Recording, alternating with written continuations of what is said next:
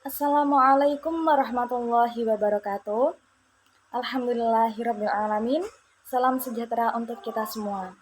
Sebelumnya perkenalkan, nama saya Silva Miladia, NIM saya 19505-184.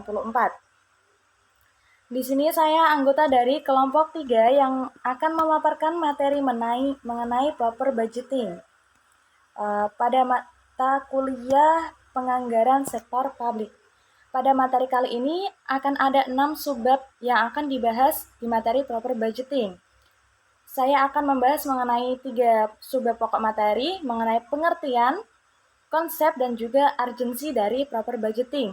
Dan rekan saya Dita Novianti akan memaparkan mengenai karakteristik dari proper budgeting, prasyarat dari proper budgeting, dan juga aspek teknik operasional.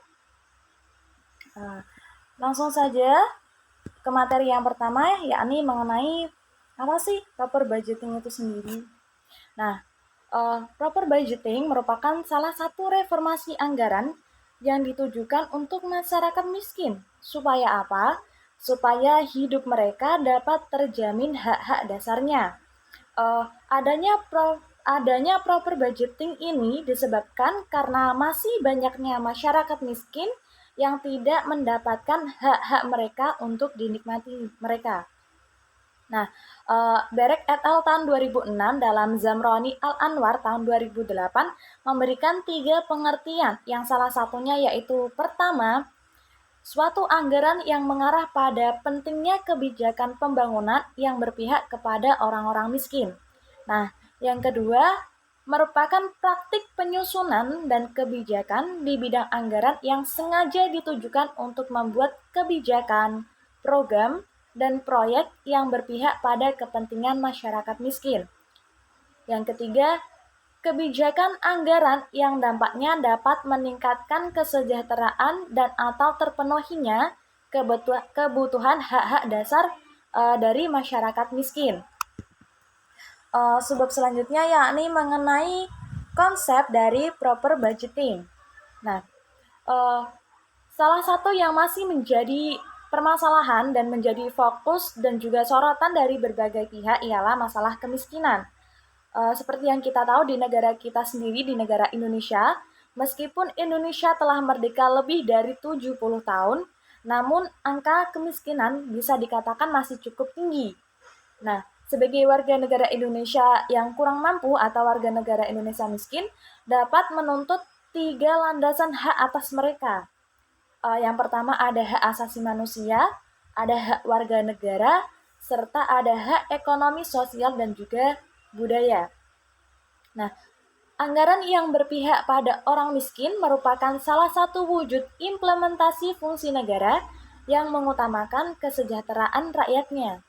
Namun, hingga saat ini, belum ada kesepakatan tentang konsep dari anggaran yang berpihak pada orang-orang miskin.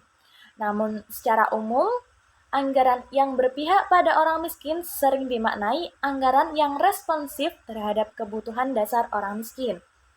Nah, apa saja sih yang menjadi kebutuhan dasar orang miskin? Nah, di antaranya yang pertama, kebutuhan minimum dari sebuah keluarga untuk konsumsi. Seperti apa? Seperti makan, tempat tinggal, minum, pakaian. Nah, kemudian ada essential service untuk konsumsi kolektif yang ditujukan kepada masyarakat, yakni ketersediaan air bersih, listrik, transportasi publik, dan lain sebagainya. Kemudian yang ketiga, yakni partisipasi masyarakat dalam pengambilan keputusan yang berdampak pada masyarakat itu sendiri. Selanjutnya, subbab yang terakhir yakni mengenai urgency proper budgeting. Seperti yang kita tahu bahwa kemiskinan masih menjadi fokus dan sorotan dari berbagai pihak. Di Indonesia sendiri, angka kemiskinannya juga masih terbilang cukup tinggi. Nah, dari banyaknya penyebab kemiskinan, salah satunya adalah keterbatasan dan ketidakadaan akses dan kontrol terhadap sumber daya. Artinya apa?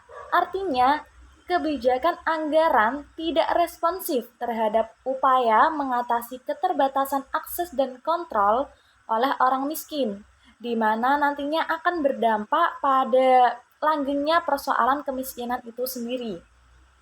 Nah, ada beberapa alasan yang melatar belakangi kenapa diperlunya anggaran untuk berpihak kepada masyarakat miskin.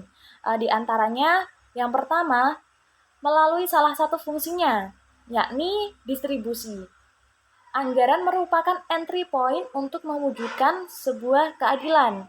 Nah, yang kedua ada anggaran dapat menjadi alat untuk implementasi program atau kegiatan penanggulangan kemiskinan yang telah direncanakan, baik yang sifatnya jangka pendek, jangka menengah, maupun jangka panjang.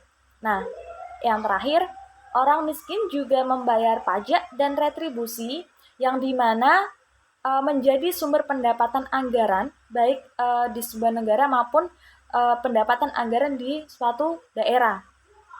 Seperti itu. Uh, Sekian pemaparan materi dari saya. Apabila ada kesalahan dalam penuturan maupun perbuatan saya, mohon maaf. Wabillahi taufiq wal hidayah. Wassalamualaikum warahmatullahi wabarakatuh.